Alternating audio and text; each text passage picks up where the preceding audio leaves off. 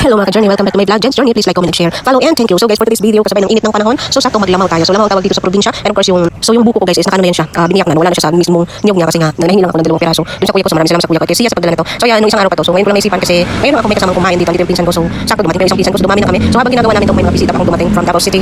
So marami kami. So sakto to para sa kanila and sakto din sa inyo pa lang. So yan lang yung nilagyan ko lang ng royal and rebes ko na biscuit yung nilagyan namin. And syempre nilagyan natin ng leverty, at isang bote ng royal. So ganun lang. And nag-ice na yung buko kasi nasa freezer ko siya nilagay. So nung kami magdagdag ng rice. Sorry. Nung magdagdag ng ice. So ayan, biinan ko na lang. Tinuro ko yung ice. Ang hirap durugin.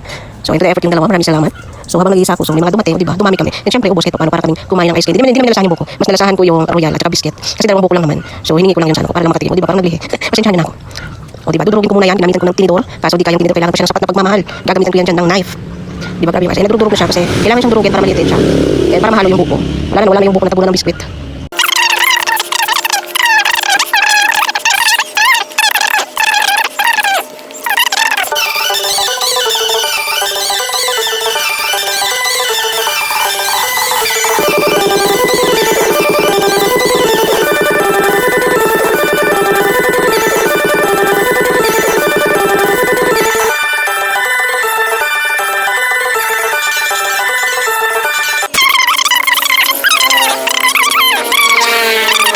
Diba? Yung mga pinsan ko mga magaganda, diba? Ganyan sila kahit may upuan ayaw mo po talaga.